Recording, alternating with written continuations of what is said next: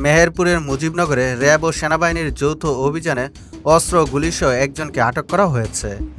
গতকাল রাত ১টার দিকে মুজিবনগরের শিবপুরে অভিযান চালিয়ে ইমাম আলী ওরফে ইমাম ডাকাতকে আটক করা হয়। এ সময় তার কাছ থেকে একটি বিদেশি পিস্তল ও ৪ রাউন্ড গুলি উদ্ধার করে অভিযান পরিচালনাকারী দলটি। পরে তাকে মুজিবনগর থানায় সোপর্দ করা হয়। ইমাম আলী মুজিবনগর উপজেলার শিবপুর গ্রামের মৃত আমির শেখের ছেলে। র্যাব সূত্রে জানা যায়, শিবপুর গ্রামে ইমাম আলীর কাছে অস্ত্র রয়েছে এমন গোপন সংবাদের ভিত্তিতে অভিযান পরিচালনা করা হয়। দীর্ঘদিন নজরদারিতে রাখা হয়েছিল তাকে। গতকাল অভিযানে তার কাছ থেকে মেড ইন ইউএসএ 7.62 একটি পিস্তল, একটি ম্যাগাজিন ও ৪ রাউন্ড গুলি উদ্ধার করা হয়। পরে তাকে মুজিবনগর থানায় আগ্নেয়াস্ত্রসহ হস্তান্তর করা হয়েছে।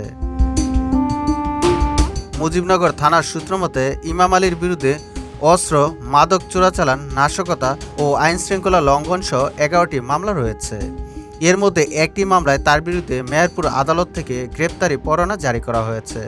অস্ত্রসহ নতুন একটি মামলা দিয়ে তাকে আদালতে প্রেরণ প্রক্রিয়াধীন। মেহেরপুর থেকে মোহাম্মদ জাহিদ হাসানের পাঠানো তথ্যচিত্রে ডেস্ক রিপোর্ট। সুজিত মণ্ডল, সবার কথা।